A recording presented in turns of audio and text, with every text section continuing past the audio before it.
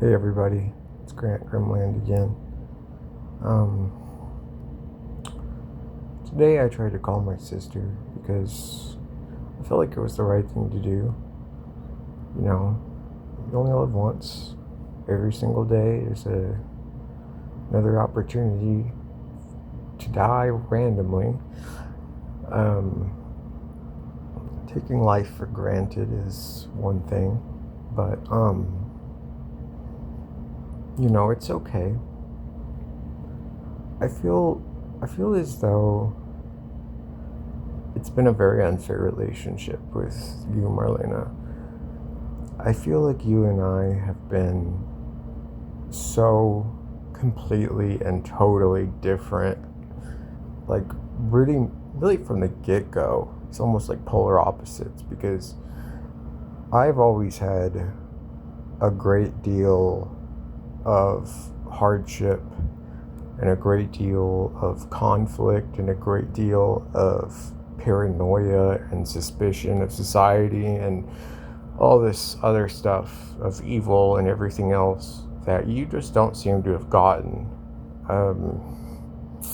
You didn't have any problems with being bullied like I did. You didn't have any issues accepting our parents like I did. I couldn't fathom how you could sit and listen to Dad babble on and on about the ridiculously unimportant evil and ridiculous theories that he was. I mean, you just sat through it like it was nothing. It's like, for me, like, if you talk to me and you tell me something and I don't agree with it, you won't find me in your presence anymore. I will explain my position, and if you can't politely disagree or let it go, I'm not going to sit there and entertain you about it. And so, anyways, that may have cost me my entire relationship with my father, that you were, I guess, either wiser than I was to preserve or not. But whatever the case is, um, it definitely put a lot of distance between us, I think. And, anyways, there's a lot of stuff going on right now in the world, in our country, that is going to affect you. You may look back and say, God damn you, Grant, we could really use your help right now. But I'm going to tell you the hard truth, which is what God wanted from you and what God wanted from me were the same. What God wanted from both of us is to take every single opportunity we were given to prove to Him that we would have lived our lives perfectly in His sight if we could, and be those people that He wanted us to be, even if only just once. And it was never about finding a place in the society. It doesn't matter what you think. This society is very corrupt, very evil. If you turn a blind eye to all of the suffering that goes on around you, or accept ignorance of the fact that a lot of people around us are suffering unduly right now, it's probably not a good idea to keep living your life like that. You need to accept that there are people around you who need help. You need to accept that there are people around you who are doing the right thing when you are not. Because if you can't accept that the right thing is happening for some people, you'll never envision it for yourself.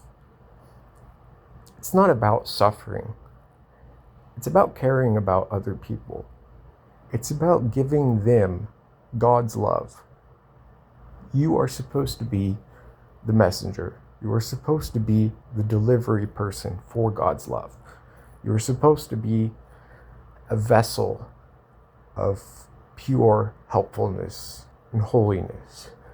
And if you can't remember, our childhood was very good. We were given everything.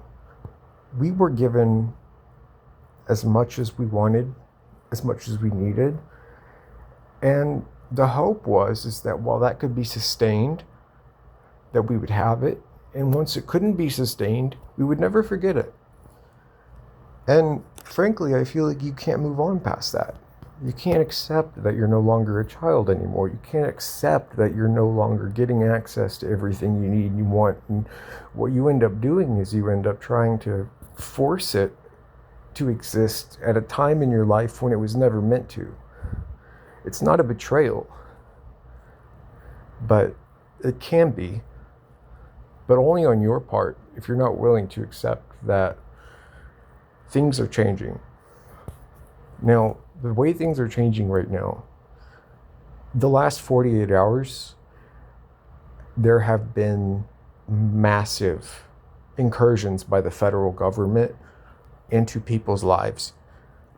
Everywhere within 100 miles of our land border, 100 miles, including in Houston. This is 100, you can draw a straight line towards the interior of the United States, and you get a border of 100 miles that is now constitutionally unprotected. It does not matter. None of your Bill of Rights apply. All of it has been suspended. How? Because people voted Trump in, and because he and a large team of evil sociopaths have made it so that it's unenforceable. He's put people in the judges' seats. He's put people everywhere they need to be so that he could do this. And what happens is you have a bunch of cops around here, and you ask them, you say, hey, are you guys supposed to be protecting us from people who are trying to violate our constitutional rights? Aren't you guys supposed to be helping prevent evil things from happening to us? And he's like, oh, well, yeah, but the federal government's a separate thing.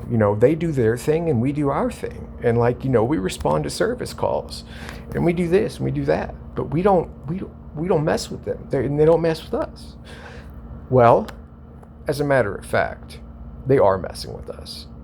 And the only way to protect us would be for every single state who is now at risk in being invaded by ICE to literally turn their own people against the federal government in an act of civil war. We are basically surrendering a civil war right now, and it started a couple of days ago. The worst hot pocket of it right now is in California. California has done the most to oppose Trump, and they've done the most to oppose his agenda and everything, and he's trying to make an example out of them. So he sent ICE first. He's now trying to take over the California National Guard and use the National Guard as if it is the federal government's and use it to quell their protests. And what this means is that if you're caught on the street, you're going to get killed. You no longer can walk outside safely. And this is going to happen. And this is going to happen everywhere. It's starting to happen in Houston. You just are not going to want to be outside if there's a protest out there. Thankfully, where you live, it's probably not going to have a protest directly outside. But trust me, Pearland, maybe. There's no telling how much of this is going to get out of control, because the right thing to do is to resist, but the right thing to do would also be to declare war on the federal government. And since nobody knows that this is happening, because nobody trusts the media and nobody does this or that, or because we have people like our mother in the world who have literally beaten their brains out so that they can survive, they're incapable of seeing this. Now, it's just a matter of circumstance and a matter of knowing you that I know that you don't have your brains beat out.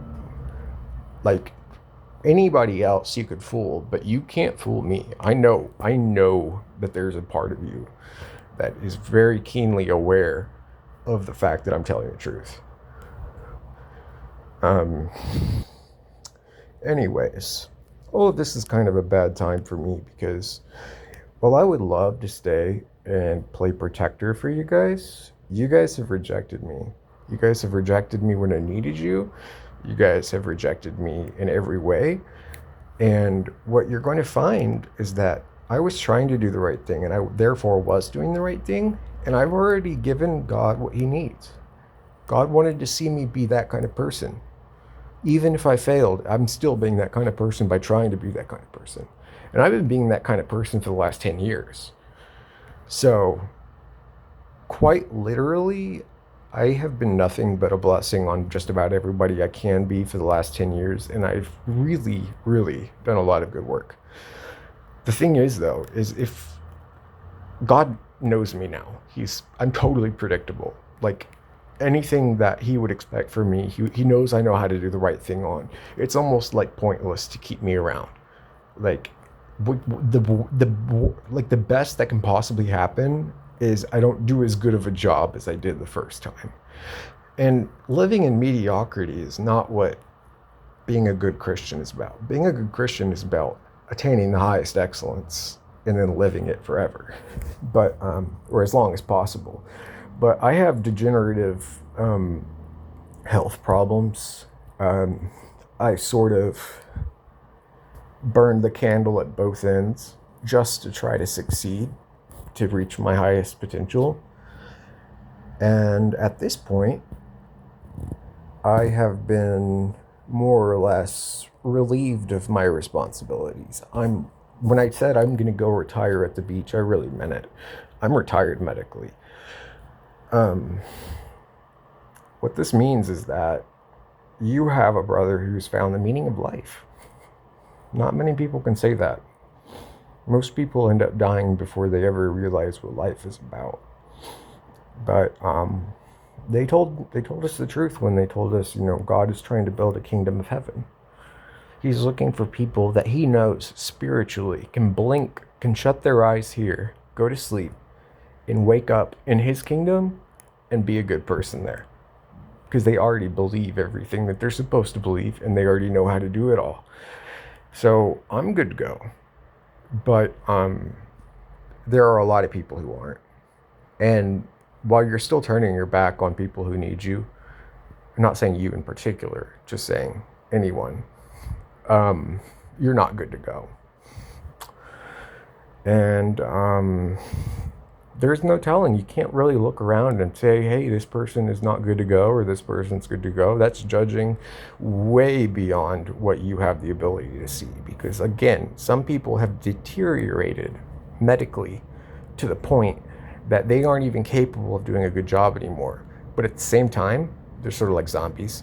They're sort of like part of the system. There's no point in letting them go if they're having a good enough time here. So basically, because I'm not having a good enough time anymore, and because medically I'm screwed up, and because there's really just nothing that I really need to do or go through anymore, I'm good. And it's really simple. What this means, though, is that I don't want a funeral. I don't want anybody to be sad. If anybody is sad that I've passed, then you're sad because you don't realize that I'm telling you the truth right now. You need to look inwardly and figure it out, because I have gone on to be exactly the same as I am in the kingdom of heaven. End of story. So I'm still me. I'm just somewhere better because I've earned it.